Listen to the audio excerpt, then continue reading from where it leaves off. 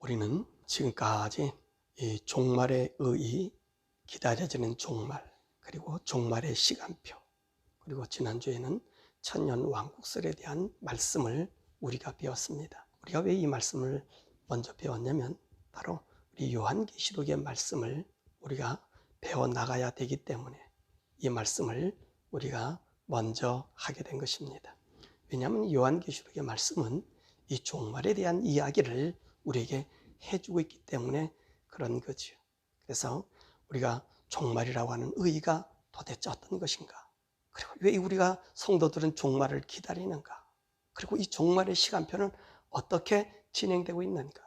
그러면서 나타난 이 천년왕국설에 대한 이야기들을 우리가 함께 나눴던 것입니다. 자, 우리는 오늘부터 이 성경책 중에서 가장 기다려지고 소망이 넘치고 그리워하고 이 요한계시록의 말씀을 볼 때마다 행복감에 넘치는 이 말씀을 오늘부터 시작해서 함께 살펴보려고 합니다. 신약의 서신들은 대부분 교리적인 말씀을 담고 있습니다. 우리에게 법과 같이 들려주는 말씀이지요. 그래서 이 신약 성경에 있는 이 서신서에 있는 이 모든 말씀이 법이라고 해도 과언이 아닙니다. 그런데 우리에게 소망이 되고 기쁨이 되고 행복을 주는 책이 바로 이 요한계시록입니다. 우리 성도가 이 요한계시록의 말씀을 두려워한다든지 회피한다든지 또 어떤 면에서 이 말씀이 내게 두렵고 무서운 말씀이 된다고 하면 우리는 이렇게 좀 생각해 볼 필요가 있습니다. 내가 아직도 성도가 되지 못한 것이 아닌가 라고 생각해야 될 것입니다. 왜 그럴까요? 우리의 모든 믿음의 최종점이요, 우리 신앙의 결정체인 완성으로 모든 것이 준비되어 있고 그 영원한 상급이 나타나 있으며, 더욱이 우리가 이 땅에서 고생하고 하나님 말씀으로 살아가기 위해서 애쓰는 그 이유가 밝히 알려주는 책이 바로 이 요한계시록 말씀이기 때문인 것입니다. 그래서 요한은 이 말씀을 읽는 자와 듣는 자와 그 가운데 있는 것을 지켜 행하는 자가 복이 있다라고 말씀하고 있는 것입니다. 이제 우리는 이 복되고 영광스러운 말씀을 성령님의 인도하심으로 그리고 탐독하고 배우고 그 의미를 되새기면서 그 행복의 여정으로 함께 나아가려고 합니다. 첫 번째로 이 요한계시록의 저자는 누구일까요? 1절에 말씀하고 있습니다. 예수 그리스도의 계시라. 이는 하나님이 그에게 주사 반드시 속히 일어날 일들을 그 종들에게 보이시려고 그의 천사를 그 종 요한에게 보내어 알게 하신 것이라. 그러므로 이 요한계시록의 저자는 사도 요한입니다. 그러면 이 서신을 쓴 때가 언제일까요? 이 서신을 쓴 때는 우리 교회가 2차 대박해가 오기 직전인 AD 93년에서부터 96년 사이에 쓴 서신이라고 말씀하고 있습니다. 이때가 바로 로마의 도미티아누스 황제가 로마를 다스렸던 시기입니다. 이 도미티아누스는 여러분들이 잘 알고 계시는 티투스, 바로 디도 장군의 동생입니다. 이 디도가 AD 70년에 예루살렘을 함락하고 성을 헐어버리고 그곳에서 근 100톤을 가지고 와서 개선문도 만들고 그 후에 황제가 된 사람입니다.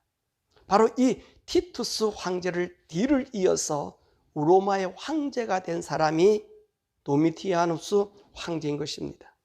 이들 가문이요, 이 로마를 아주 강하게 만들었습니다. 거기 도미티아누스 이 황제는요, 모든 정복국의 통치를 황제가 직접 뽑은 장군들을 총독으로 임명해서 그 지역을 다스리게 하고요, 적들을 막고요, 그리고 그 지역에 성을 쌓게 했고요, 더 나아가서 영국을 복종시키고, 그리고 모든 이 로마 지역에 강한 힘을 펼친 그런 왕이었습니다. 그리고 이 사람은 더욱이 어떤 욕망을 갖고 있었냐면, 자신을 갖다가 주님이자 하나님이라 이렇게 부르게 하면서 신전을 세워나갔던 것입니다. 그러므로 우리 기독교인들이 이들 치하에서 핍박받지 않을 수가 없게 된 거지요. 그래서 이런 움직임과 이런 어려움 속에서 우리 기독교는 상당한 혼란과 두려움에 처했게 되었습니다. 왜냐하면 기독교 1차 박해, 64년부터 있었던 이 박해, 얼마나 많은 사람이 죽었습니까? 또 설상가상으로 AD 70년에는요, 이 유대 예루살렘이 무너져 버리고 예루살렘 성전이 완전히 함락되어서 그 자체를 감춰왔기 때문입니다. 더욱이 이 도미티아누스 이 황제는요, 자신을 주님이라고, 자기를 하나님이라고 그렇게 부르라고 강요했기 때문에, 그리고 신전도 지었기 때문에, 여러분, 다른 종교는 괜찮은데 우리 기독교는 안 된다는 거예요. 우리 기독교인은 이를 하나님으로 섬길 수가 없는 거예요. 그러므로 우리 성도들이 핍박을 받는 것은 불보듯 뻔한 일이었던 것입니다. 이로 인해 이 성도들과 이 교육자들은 극심한 불안과 두려움에 떨고 있었던 것입니다. 그래도 그나마 성도들이 용기를 얻을 수 있었던 것은 바로 이 사도 요한이 살아있기 때문에 그렇습니다. 1차 박해로 인해서 예수님의 제자, 그 사도들은 거의 다 숨겼습니다. 그리고 오직 요한만이 살아남았어요. 그리고 이들은 예수님의 재림을 간절히 기다리고 있었던 것입니다. 사실 1차 박해 후에도 우리 성도들의 핍박은 끊이지 않았습니다. 더욱이 이 도미티안 이 황제, 이 가족들이요, 아주 폭정한 사람이, 이들에 의해서 예루살렘 성이 흔적도 없이 사라졌지요. 그러고 나서 자신들을 하나님으로 만들어 놓으니, 여러분, 우리 유대인들과 이 성도들에게는 보통 어려움이 아닌 것입니다. 그래서 사람들은 요한의 생전에 예수님이 재림하실 것이다 라는 기대감을 가지고 있었어요. 그런 기대감과 아울러 어떤 사람들은 예수님의 재림을 믿을 수 없다, 그런 사람이 있었고요. 또 어떤 성도들은 우리 주님이 재림할 시가 임박했다 라고 얘기하는 거예요. 왜 그럴까요? 요한이 살아있기 때문이라 그랬지. 이 말씀이 요한복음 21장에 말씀하고 있잖아요. 베드로가 요한은 어떻게 될 겁니까? 야, 내가 올 때까지 그를 살게 할지라도 너는 무슨 상관이냐? 너는 내일 나만 따라오고 내 일만 해 라고 얘기했단 말이에요. 그러니까 사람들은 뭐라고 생각한 거예요? 아, 요한은 죽지 않고 우리 주님의 재림을 볼 것이다 라고 생각했기 때문에 그런 것입니다. 더욱이요, 이런 생각과 아울러 요한이 이 도미티아누스 황제에 의해서 붙잡혀가게 돼요. 그래서 이 도미티안 황제 앞에서 2번의 화형식이 거해집니다. 그런데 그때마다 바람이 불어서 이 요한을 죽이지 못해. 그러다가 그것이 안 되니까 이 요한을 기름가마를 펄펄 끓여서 기름가마 속에다 집어넣어 버렸어요. 그랬더니 이 요한이요, 이 기름가마에서 따뜻한 온수에서 목욕하는 것처럼 이 사람이 아무런 해를 받지 않은 거예요. 그러니까 도미티아누스가 다시 이 요한을 끄집어내서 독약을 타가지고 먹입니다. 그랬는데도 맹물 먹듯이 아무런 반응이 없었던 거예요. 그래서 이 황제가 할 수 없이 이 요한을 반모섬으로 유배시킨 거예요. 귀양 보낸 거예요. 이 사실을 모든 성도들이 알게 되었단 말입니다. 그러니까 일부 성도들은 이 사도 요한이 살아생전에 우리 주님이 재림하실 거야 라고 이렇게 확신했던 거예요. 아마도 요한도 그럴 것이라고 생각했을런지 모릅니다. 왜냐하면 이때 요한의 나이가 적어도 100살은 넘었을 때란 말입니다. 여러분, 그렇지 생각하지 않으세요? 그런데 우리 하나님은 요한이 살아 있을 때 다시 우는 것이 아니라 먼 훗날 온 땅에 복음이 전파되고, 그리고 이방인들이 예수를 믿어 그 성도의 수가 차기까지 우리 예수님이 재림하시지 않는다고 하는 사실을 알려주시기 위해서 사실 이 계시록을 썼다고 해도 틀린 말이 아닐 것입니다. 자, 그러면 이 기록 장소는 어디냐는 거예요. 계시록 1장 9절의 말씀 보니까 나 요한은 너희 형제요 예수의 환난과 나라와 참음에 동참하는 자라. 하나님의 말씀과 예수를 증언하였으므로 말미암아 밤모라 하는 섬에 있었더니. 그러니까 오늘 기록 장소가 어디라고요? 밤모다, 밤모섬이라고 하는 말씀이죠.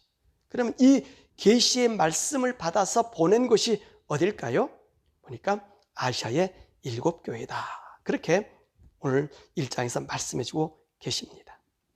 그러면 이 요한계시록은 어떤 책일까요? 사람들은 이 요한계시록을 볼 때 이해하기 어려운 책이라고 생각했습니다.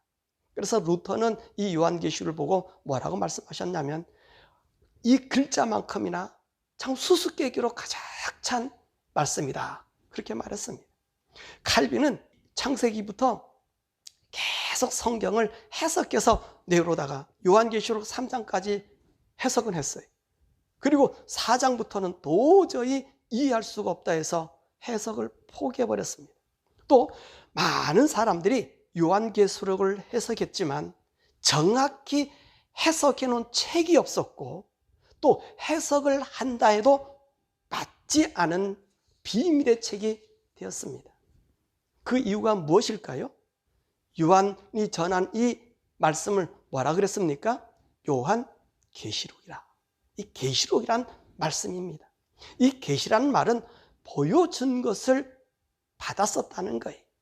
자, 여러분, 에스겔의 환상에서 보았을 때 에스겔 1장에 스랍들이 막 날아다녀요. 이리 다니고 저리 가고, 지금으로 얘기한 UFO의 모습적으로 막 이렇게 날아다닙니다. 사람들이 이해할 수 있습니까? 어렵잖아요.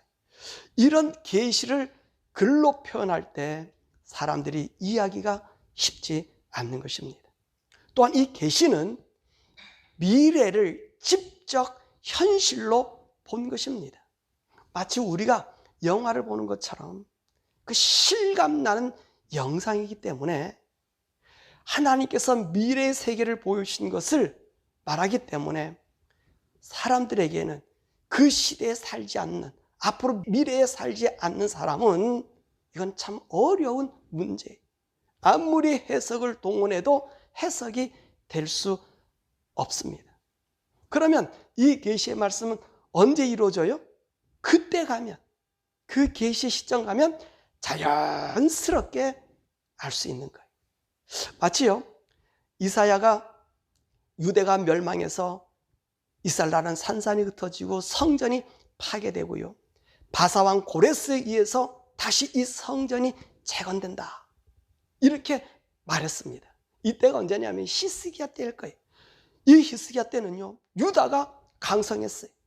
그 당시 아수르 제국이 강성했는데 이 히스기야가 아수르까지 점령한 흔적이 있는 강성한 나라예요. 그래서 바벨론에서 이 히스기야 병들었다가 다시 살아났다고 하니까 축하단을 파견한 거예요. 그 정도로 이 히스기야 때가 강성했었습니다. 이때 이사야는 뭐라고 얘기했느냐? 우리 예루살렘은 무너지고 우리 성전도 무너지고, 더 나아가서 지금 여기 온 바벨론도 무너지고, 그 다음 바사가 나타나는데 이 바사의 고레스에 의해서 이제 무너졌던 예루살렘 성전이 건축할 것이다 라고 말했어요. 그럼 그 당시의 사람들이 어떻게 믿을 수 있습니까?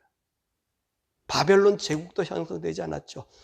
바사란 제국이 있을지 없을지도 모르지. 더 나아가서 오늘 바사왕 고레스라고 얘기할 정도 그 이름이 나타났단 말입니다. 그러면 이 이사야가 이 예언했을 때가 언제입니까? 적어도 163년 후에 일어날 일을 지금 이야기한 거예요. 그러니까 사람들이 이해할 수가 없었던 것입니다. 그런데 그 일은 실질적으로 그때 가니까 일어나게 되더라는 것입니다. 그러므로 요한계시록도 그렇게 읽고 믿어야 되는 것이지요. 그런데 사람들이 이것을 해석하다 보니 하나님을 불신하게 만들고요, 하나님이 안 계신 것처럼 만들어 봅니다.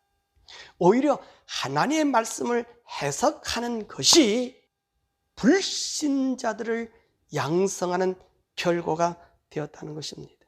그러므로 요한계시록을 그대로 믿고 기다리고, 또한 이 말씀을 후손들에게 그대로 믿으라고 전달해야 되는 것입니다. 왜냐하면 그때가 가면 아주 똑똑한 현상으로 나타나게 되기 때문에 그렇습니다. 자, 네 번째로 이 계시록은 어떻게 진행될까요? 오늘 여러분에게 나눠드린 도표를 참고하시길 바랍니다. 이 도표는 계시록의 파노라마입니다. 이 도표에 의한 계시록의 말씀이 그대로 이루어지게 될 것입니다. 자, 이 요한계시록은 세 부분으로 나누어졌습니다. 맨 옆에 보면 내가 본 것, 지금 있는 일, 장차될 일, 그렇게 표시가 되어 있죠? 예. 이렇게 세 부분으로 되어 있습니다. 그러면 이 세 부분을 누가 나눴을까요? 요한이 나눴을까요? 아닙니다. 계시를 주신 분이 그렇게 나누라고 한 거예요. 그래서 첫 부분이 뭡니까? 내가 본 것. 요한이 천상에서 본 것을 말하라고 합니다. 그것이 1장에 있습니다. 자, 두 번째 부분, 지금 있는 일. 이건 당시 요한이 반모섬에 유배되어 있을 때에 소아시아 지방 교회들의 문제점인 것입니다. 그것이 바로 7교회를 말하고 있죠. 에베소 교회, 서머나 교회, 버가모 교회, 두아디라 교회, 사대 교회, 빌라델비아 교회, 그리고 라오디게아 교회의 영적인 상태를 말하고 있는 것입니다. 또 지금 있는 일이라고 하는 말씀은 이렇게도 이야기할 수 있습니다. 어느 세대를 막론하고 이런 유형의 교회들이 있음을 알게 합니다. 물론 이것은 교회 공동체에서 나타난 모습이기도 하지만 우리 각자 개인의 모습이기도 한다는 것입니다. 그리고 세 번째 부분입니다. 그것이 무슨 말씀이에요? 제일 긴 차트에서 바로 미래에 있을 일입니다. 이 미래를 바로 다니엘서가 말씀한 71회 중 한 일에 대한 말씀인 것입니다. 이 일의 일을 사람들은 자꾸만 현실로 끌어들이려고 합니다.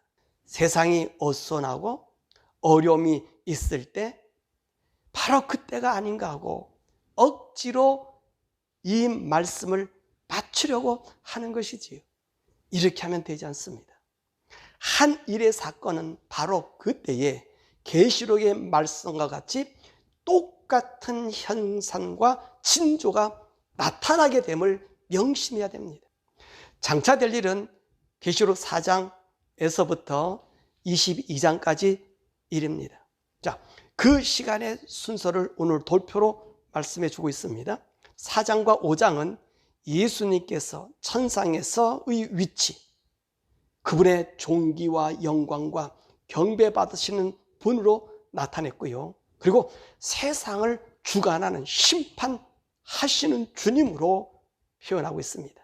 그리고 6장에서 8장 6절까지 7인에 대한 말씀이 있습니다. 우리가 그 부분에 가서 자세히 말씀드리겠습니다마는 인재앙이라는 말씀은 앞으로 있을 재앙의 모습을 먼저 말하는 것입니다. 그러니까 앞으로 이런 재앙이 나타나서 사람들에게 극심한 혼란과 고통과 죽음이 있음을 알려주는 것입니다. 그래서 뭐라고 말씀하시죠? 봉인된 두루마기를 여는 것으로 표현되고 있습니다. 그래서 7년 대환란의 시작은 7째 인을 떼면서 시작이 됩니다. 왜 그럴까요? 7인을 떼면서 7 나팔이 준비되어 있기 때문에 그런 것입니다. 마치 이와 같은 거예요. 하나님 아브라함에게 그 자손들의 운명에 대해서 말씀하시잖아요.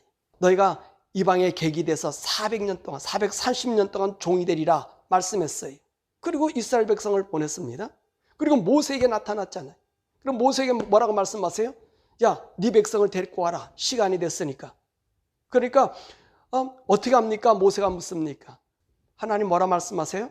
내 바로에게 가서 내 백성을 보러라 얘기하라. 그럼 무슨 표적이 뭡니까? 이러이러한 표적이 나타난 후에 그가 내 백성을 보낼 것이다. 이렇게 미리 알려준 것과 같다는 것입니다. 이렇게 하나님께서 준비하신 재앙들이 나팔을 불 때마다, 대접 재앙이 있을 때마다 함께 나타나는 것입니다.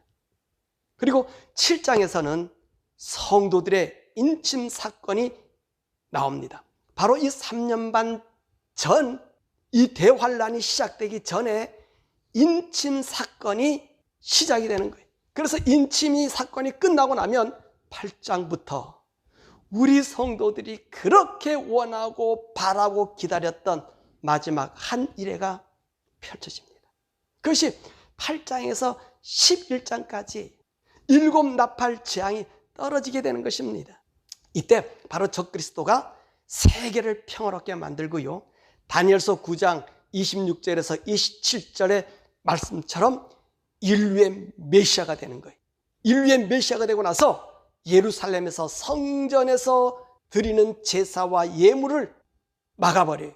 그것이 다니엘서 12장 11절에와 계시록 12장 2절의 말씀 보니까 1290일과 42달이라는 거예요. 즉 3년 반 동안 금지하게 됩니다. 동시에 이 적그리스도가 나타남과 동시에 계시록 11장 1절에서부터 13절의 말씀 보니까 누가 나타났느냐? 두 증인이 나타나요.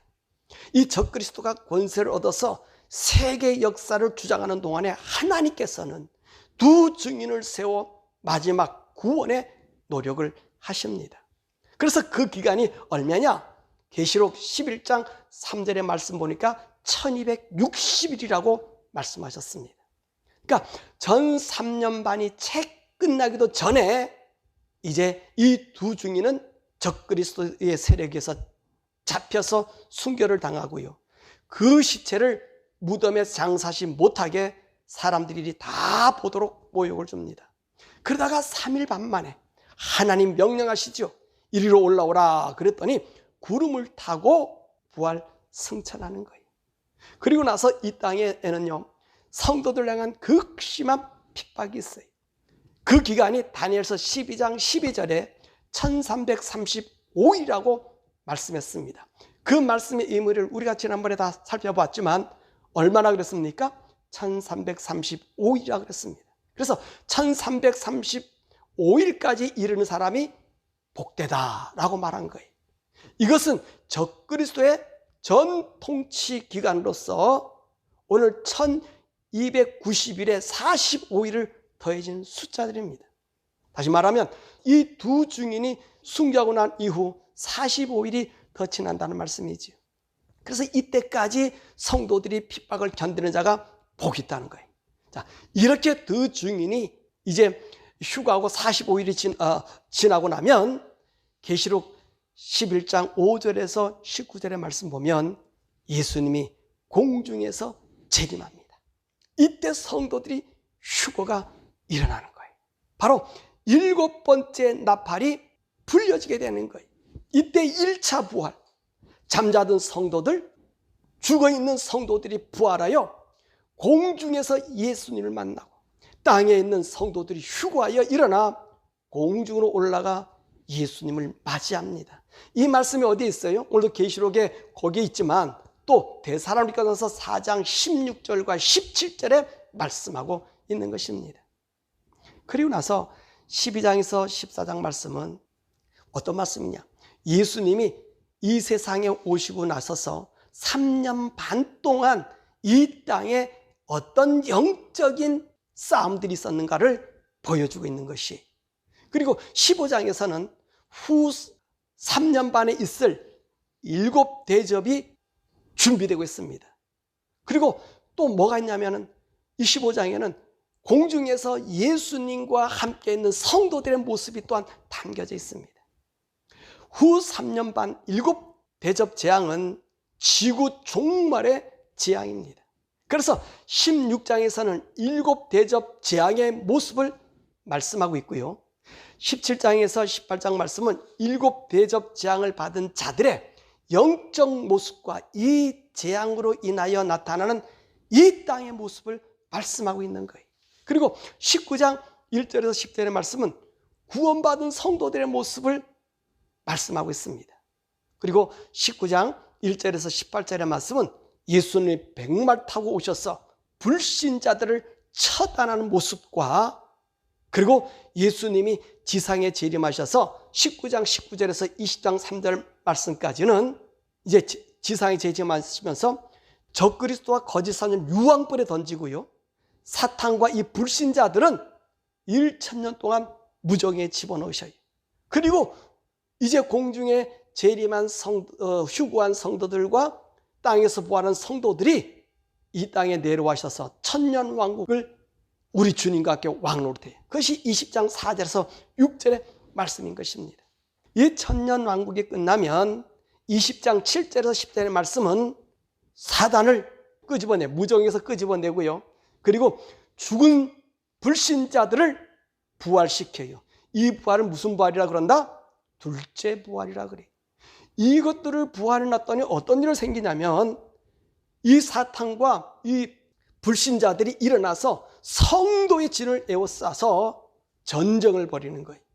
이때 우리 주님이 이 모두를 불못에 지옥에 던져버리는 마곡전쟁이 있음을 말합니다. 그리고 20장 11절에 15절의 말씀은 백보자 심판이 있는 거예요. 그래서 생명책에 기록되어 있는 사람은 영원한 천국으로 가고 기록되지 않는 사람은 영원한 지옥에 들어감을 말씀하고 있고요. 21장에서부터 22장은요 천국을 묘사하고 있어요. 새하늘과 새 땅의 모습과 이곳에 들어갈 수 있는 자격을 우리에게 말씀해주고 있는 것입니다. 저와 여러분은 앞으로 이 말씀을 우리가 살펴보게 될 것입니다. 자, 말씀을 맺지요. 왜 계시록을 그렇게 많이 틀리게 해석할까? 라고 하는 것입니다. 조금 전에도 이 말씀 얘기했지만 이 계시록을 많은 사람들이 묵시문학으로 봅니다. 이 묵시란 말은 아는 사람은 알고 모르는 사람은 모르기 때문에 분분한 해석을 합니다. 그래서 사람들마다 자기 생각을 넣어서 해석하게 되고 또 자신들의 계통의 사람들이 그렇게 했으니 그 사람들을 더 변명하고 그에 맞는 말과 이론을 채우다 보니 잘못된 해석, 맞지 않는 시대상, 알 수 없는 성경책으로 치부해버리게 된 것입니다. 자, 우리는 하나님의 계시의 책들을 잘 이해할 필요가 있습니다. 계시는 미래의 그때에 가서 그대로 나타난다는 사실입니다. 이 사실을 잊어버리고 자신의 학문의 지식을 나타내려고 이것저것 붙이면 되지 않습니다. 오직 하나님 말씀을 그대로 믿고 따르고 기다려야 합니다. 그러면 그 말씀이 그대로 나타나 보이는 것입니다. 이 무천년주의자 그리고 후천년주의자들, 이 사람들은 이 계시록의 말씀을 상징적으로 또는 영적으로 치부하거나 해석해 놓습니다. 이것은 옳지 않습니다. 영적으로 해석한다는 것은 하나님의 직접적인 계시가 있어야 가능하십니다. 그렇지 않고서는 자신의 어떤 아이디어로 떠오르는 생각으로 어떤 깨달음으로 해석한 것을 영적이라고 표현하면 안 된다는 것이지요. 더욱이 영적 해석을 하는 무천년주의나 후천년주의자들은요, 이들 대부분의 학자들은 뭐라고 얘기하냐면 성령의 역사는 일회성으로 끝났다고 믿고 있어요. 오순절 당시 사도들이 있을 때만 이런 영적인 역사가 일어났다고 하는데, 그리고 이제는 아니라고 얘기하는데 그들이 어떻게 영적으로 해석할 수 있습니까? 다분히 저들이 주장하는 그 어떤 사람의 이야기를 확대하고 포장하고 변호하는 일밖에 할 수 없는 것입니다. 그래서 하나님은 때때로 이 계시를 주는 사람들에게까지 그 의미를 닫아놓을 때가 있습니다. 여러분, 다니엘에게도 그런 말씀하지 않았습니까? 다니엘에게서 이 말씀 마지막 세대를 좀 알려고 하니까 다니엘서 12장 8절과 9절에 뭐라 말해요? 봉인하라. 봉인해둬라. 그거 왜 그럴까요? 다 알려주면서 다니엘에게 얘기할 수 있지 않습니까? 그런데 봉인하고 말하지 말라는 거예요. 이 말씀 안 해줬어요. 다니엘도 그 말씀을 잘 이해할 수 없기 때문입니다. 스가랴도요, 두 감람나무를 보고 계속 물어요. 그러니까 나중에 얘기해줘요. 자, 이 두 감람나무는 스가랴 4장 14절의 말씀 보니까 기름 부음을 받는 자 둘이니 온 세상의 주 앞에 서 있는 자라 하더라. 그리고 끝나는 거예요. 이 두 증인에 대한 이야기를 하거든. 해서 거기서 딱 끝나고 누구라고 얘기하지 않고 딱 끝나요. 왜? 이 말씀 어떻게 됩니까? 계시 받는 자도 잘 모를 수가 있으니까, 이해가 안 될 수 있으니까 봉해놓으라는 거예요. 그런데 어떻게 되면 안다고요? 그 시대에 가면 아는 거예요. 그리고 상징적인 해석이라고 하는 건요, 이 온갖 잡다한 것들을 다 집어넣어서 인간 위주로 해석해서 우리 모든 자들을 소경으로 만들어버리는 거예요. 그러므로 이후 천년주의나 천년주의자들이 이 계시록을 설명하는 걸 조심해야 된다는 거예요. 그리고 세대주의나 역사적 전천년주의자들이 주장하는 사람들도 좀 조심해야 돼요. 왜냐하면 하나님이 가르쳐주신 말씀의 숫자 외에 자신들의 의미를 부여해서 생각해서는 안 됩니다. 있는 숫자 그대로 믿어야 하는 것입니다. 또한 사건의 진행도 그대로 믿어야 하는 것입니다. 제가 이렇게 말씀드리면, 아니 그렇게 바보스럽게 믿어, 무식하게 사람들이 다 그렇게 말하고 학자들이 다 그렇게 말하고 있는데, 모든 사람이 다 그렇게 믿고 말하고 있는데 왜 너만 안 믿어? 그렇게 말할 수 있어요. 제가 다시 강조합니다.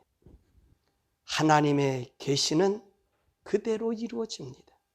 하나님 말씀하신 그대로 이루어지지 않는다면 그것은 계시가 아닙니다. 더 심각한 것은 하나님도 참 창조주 하나님이 되실 수 없습니다. 왜냐하면 그분의 전지성에 크나큰 손상을 입기 때문입니다. 그래서 저는 그 말씀을 그대로 믿고 해석합니다. 하나님의 계시에 있어서 더욱더 그렇습니다. 다른 어떤 것을 그 속에 끼워 넣을 수 없는 것입니다. 계시는 그때 그 시간에 명확하게 드러나게 되기 때문인 것입니다. 여러분 한번 보십시오. 성경을 많이 해석한 그 지역, 그 나라들, 거기에 하나님의 교회는 어떻게 되었습니까? 없어지지 않았습니까? 오히려 하나님을 부인하고 인간 위주로 탈바꿈하여 하나님께 도전하고 있지 않습니까? 그렇다면 우리는 어떤 결론을 얻을 수 있을까요? 수많은 해석이 하나님을 믿는 것을 멀게 만드는 사단의 계략인 것을 여러분 이해하시길 바랍니다. 지금은 하나님 말씀을 그대로 믿으시길 바랍니다. 어떤 반문도 하지 말고 그냥 믿고 따르고 순종하십시오. 그것이 우리의 생명이요 영생이 됩니다. 이 계시록을 해석하는 일에서는 더욱더 그렇습니다. 바라고 원하기는 세상이 무엇이라고 하든 때로는 그 하나님의 말씀이 정말 이 세대와 맞지 않는다고 해도 여러분은 결코 그 말씀 믿는 것을 포기하지 마시고 말씀을 감미롭게 하는 그 어떤 미학이나 천가나 많은 해석에 여러분의 영과 혼이 빼앗기지 마시길 바랍니다. 우리는 하나님 말씀을 그대로 믿고 순종하여 우리 예수님이 재림하시는 날 영광의 몸으로 믿음의 산 증거로 공중에서 주님을 만나시기를 간절히 축원합니다.